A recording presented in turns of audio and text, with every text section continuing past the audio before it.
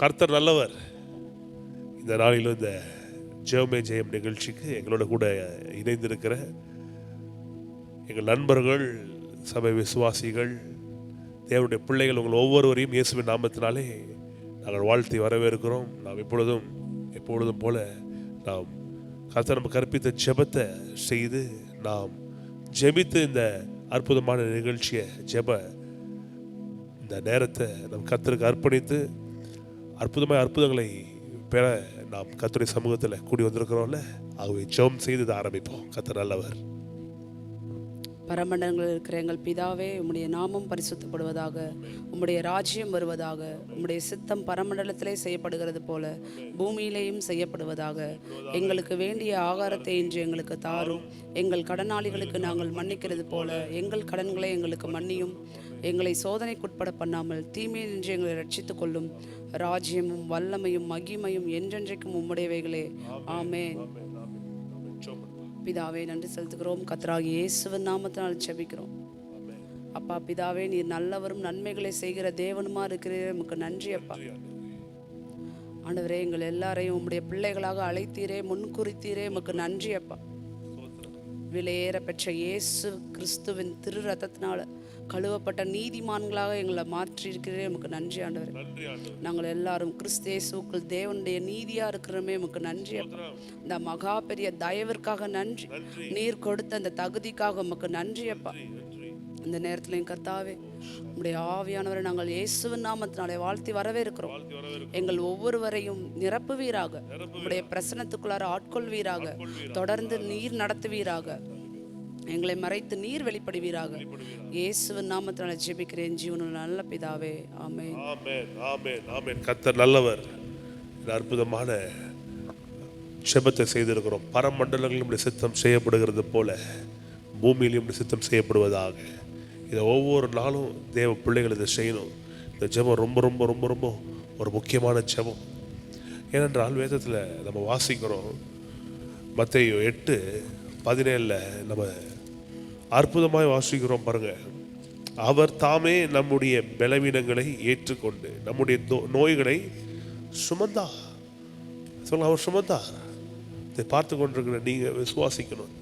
என்னை குறித்து கர்த்தர் வைத்திருக்கிற சித்தம் சுகம். ஆண்டவர் சொல்றார், எனக்கு சித்தம் உண்டு, நீ சுத்தமாக. ஆகவே நம்ம ஜெபிக்கிற இந்த ஜெபத்துக்கு கர்த்தர் பதில் தருகிற தேவன் இருக்கிறார்.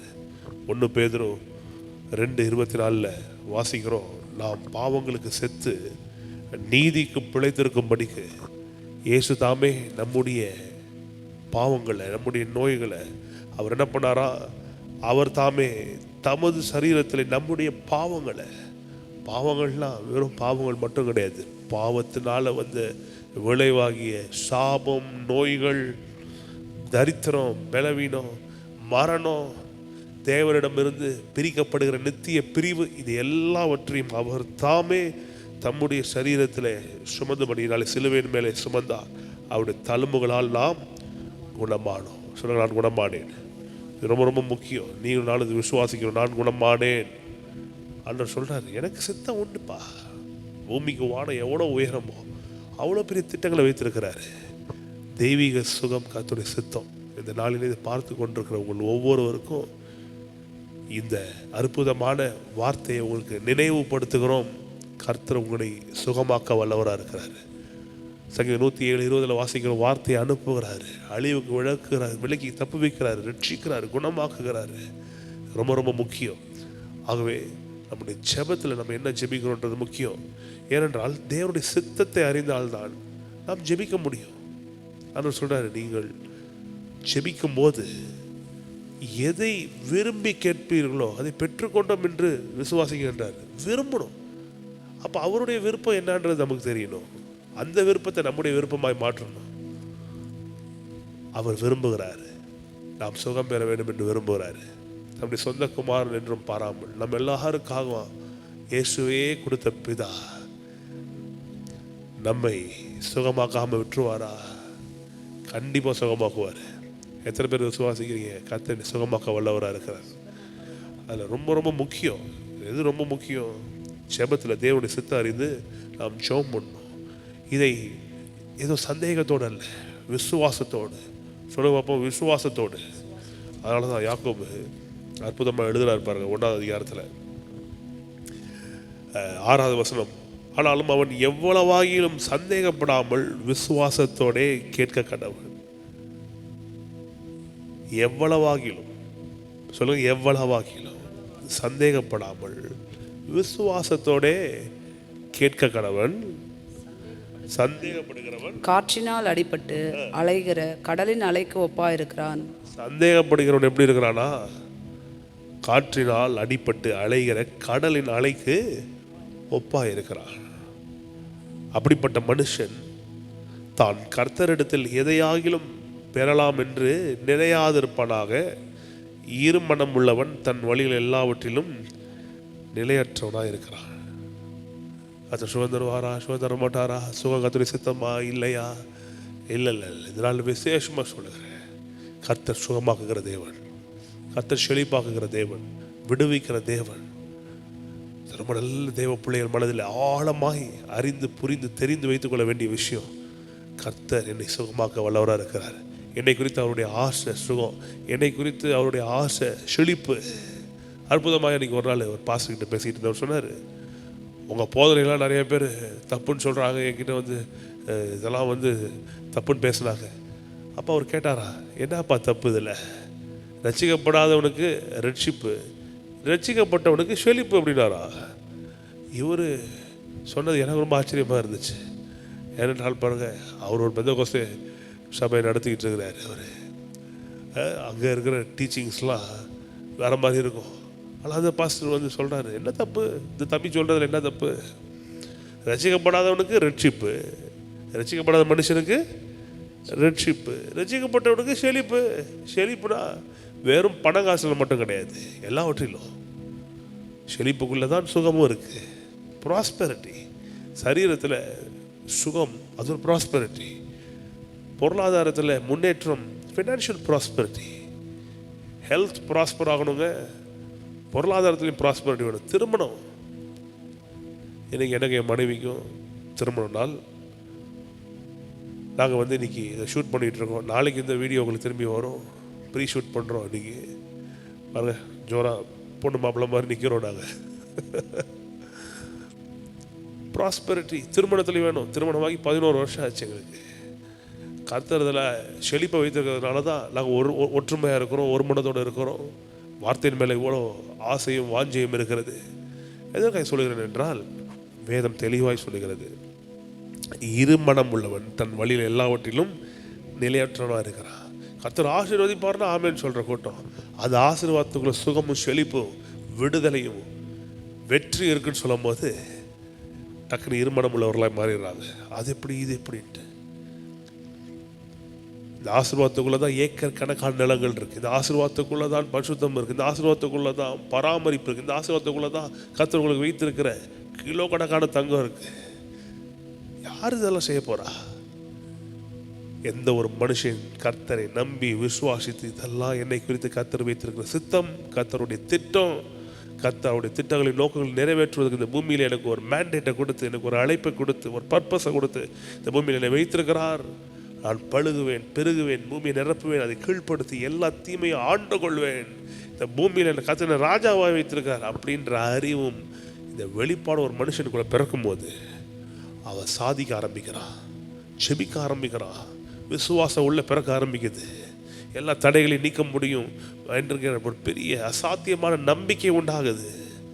ஆனால் இருமனம் உள்ளவன் தன் வழியில் எல்லாவற்றிலும் நிலையற்றவன்.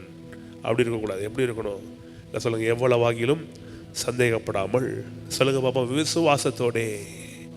சொல்லுங்கள், விசுவாசத்தோடே.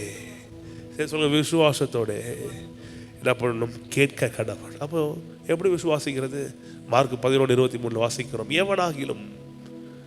எவனாகிலும் இந்த மலையை பார்த்து நீ பெயர்ந்து சமுத்திரத்திலே தள்ளுண்டு போ என்று தன் இருதயத்தில் சந்தேகப்படாமல் சொன்னால் அவன் சொன்னபடியே ஆகும் என்று கர்த்தர் சொல்கிறாரு. சொன்னபடியே ஆகும், சொன்னபடியே ஆகும், சொன்னபடியே ஆகும். கண்டிப்பாகுங்க. ஆகுமா? கண்டிப்பாகும். எவனாகிலும் இந்த மலையை பார்த்து நீ பெயர்ந்து நீ சமுத்திரத்தில் தள்ளுண்டு போ என்று சொல்லி சரி சொல்லுங்க அப்போ சொல்லி தான் சொன்னபடியே ஆகும், சொன்னபடியே நடக்கும் என்று தன் இருதயத்தில் சந்தேகப்படாமல், சொல்லுங்க அப்போ சந்தேகப்படாமல், சந்தேகப்படாமல், இருதயத்தில் சந்தேகப்படாமல் விசுவாசத்தோடு நாம் ஜெபிப்பதற்கு இந்த வார்த்தையை எடுத்து பேச வேண்டியது அவசியமாக இருக்குது. இந்த ஒரு நாட்கள் நிறைய விசுவாசத்தை குறித்து நாம் இந்த ஜெயமே ஜெயம் நிகழ்ச்சியில் பேச போகிறோம்.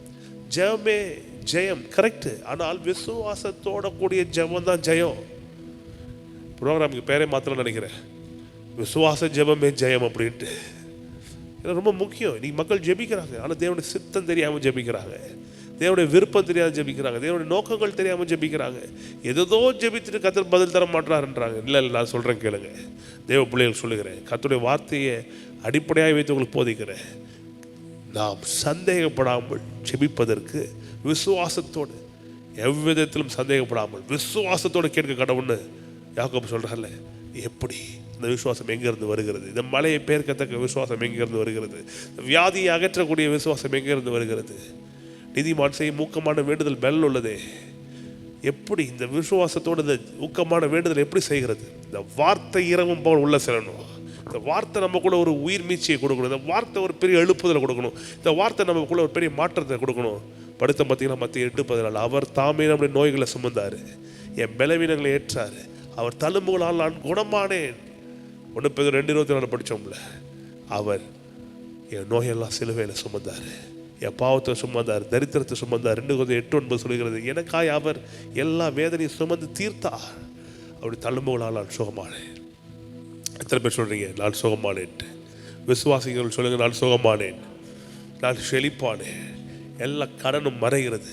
இந்த புது மாதத்தில் நான் விசுவாசிக்கிறேன். இந்த செப்டம்பர் மாதத்தில் இந்த 4ஆம் தேதி நான் சொல்லுகிறேன், கர்த்தருடைய வார்த்தையை உங்களுக்கு நான் சொல்லுகிறேன். கர்த்தருடைய சொற்கள், கர்த்தருடைய வார்த்தைகள் சுத்தமானவைகளா? இது எங்கே வாசிக்கிறோம்? சங்கீதம் 12:6 வாசிக்கிறோம். சங்கீதம் 12:6 அற்புதமான வார்த்தை. இந்த வார்த்தைகள் எப்பேற்பட்டது? ரொம்ப அற்புதமானது. கர்த்தருடைய சொற்கள் மண் குகையில் 7 தரம் உருக்கி புடமிடப்பட்ட வெள்ளி கொப்பான சுத்த சொற்களா இருக்கிறது. எஸ், say with me, சுத்த சொற்கள். என்ன வார்த்தை? சுத்த சொற்கள், சுத்த சொற்கள், சுத்தமான சொற்கள், pure words of God.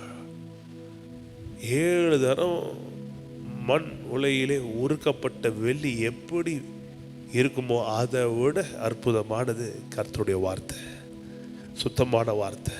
இந்த வார்த்தை நிச்சயமாய் நிறைவேறியே தீரும். இந்த வார்த்தையை எடுத்து, இந்த சுத்தமான வார்த்தைகளை வைத்து நீங்கள் பேசுனீங்கன்னா அசுத்தமான வியாதி ஓடும், அசுத்தமான தரித்திரம் ஓடும், அசுத்தமான பாவங்கள் ஓடும். சொல்லணும், நான் பாவங்களுக்கு செத்து நீதிக்கு பிழைத்திருக்கிறேன். அதற்காக இயேசு என்ன பண்ணார்? தன்னுடைய சரீரத்தில் என்னுடைய பாவத்தை சுமந்து தீர்த்தாரு. நான் பாவம் செய்ய மாட்டேன். பாருங்க, பாவம் செய்யாதுன்னு சொல்றதுனால பாவத்தை ஒருத்தன் ஜெயிச்சிட முடியாது. முதல்ல சொல்லித்தர வேண்டியது அவசியமாக இருக்குது. நீ பாவத்துக்கு செத்து நீதிக்கு பிழைத்திருக்கும்படிக்கு இயேசுவும் பாவத்தெல்லாம் அவருடைய சரீரத்தில் சிலுவை மரத்தில் சுமந்து தீர்த்தாரே, அவர் தழும்புனாலே சுகமாக இருக்கிற. நீ கண்டிப்பாக ஜெயிக்கிறதுக்கு பலன் இருக்கிறது. இதனால் சொல்கிறேன், சகோதரருக்கு சொல்லுகிறேன், சகோதரிக்கு சொல்லுகிறேன், பார்த்து கொண்டிருக்கிறேன் அண்ணன், அக்கா, தம்பி, தங்கச்சி, என்னுடைய வயதில் மூத்தவர்கள், இளையவர்கள் எல்லாருக்கும் சொல்லுகிறேன், கர்த்தர் நல்லவர், வாழ வைக்கிறவர், நன்மைகளை ஏராளமாக வாழ்க்கையில் பெருக செய்கிறவர். இவ்வளோ வார்த்தைகளும் சுத்தமானவைகள், பரிசுத்தமானவைகள். இது உங்கள் வாழ்க்கையில் இது நடந்தே தீரும். ஆகவே உங்களை உற்சாகப்படுத்துகிறேன். இந்த வசனங்களை நீங்கள் கேட்டிருக்கிறீர்கள். சுகத்துக்கு எதுவான விசுவாசம் உங்களுக்குள்ளே உருவாயிருக்கிறது என்று நான் விசுவாசிக்கிறேன். ஜெயத்துக்கு எதுவான விசுவாசம் உங்களுக்குள்ளே உருவாயிருக்கிறது விசுவாசிக்கிறேன். அதனால் யாக்கோபு போல நான் உங்களுக்கு சொல்கிறேன், எவ்வளவாகிலும் சந்தேகப்படாமல் விசுவாசத்தோட கேளுங்க. நீங்கள் கேட்காதனால தான் பெற்றுக்கொள்ளலைன்றார். கேளுங்க, கேட்கணும். உங்கள் சொந்த வீடுகளுக்காக கேளுங்க, சொந்த நிலங்களுக்காக கேளுங்க, உங்கள் வாகனங்களுக்காக கேளுங்க, கடன்கள் நீங்க வேண்டும் என்று கேளுங்க. உங்களுக்கு என்ன வேணும் கேளுங்க. என்ன வேணும்னே தெரியலையா? காத்துட்டு கேளுங்க. ஆண்டவரே எனக்கு என்ன வைத்திருக்கு காண்பீங்க.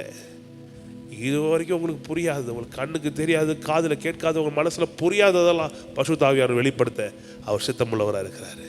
அவர் இதனால் சங்கீதம், pray for us and for the people, Lord let your will be done. உங்கள் சித்தம் நடக்கணும் ஐயா.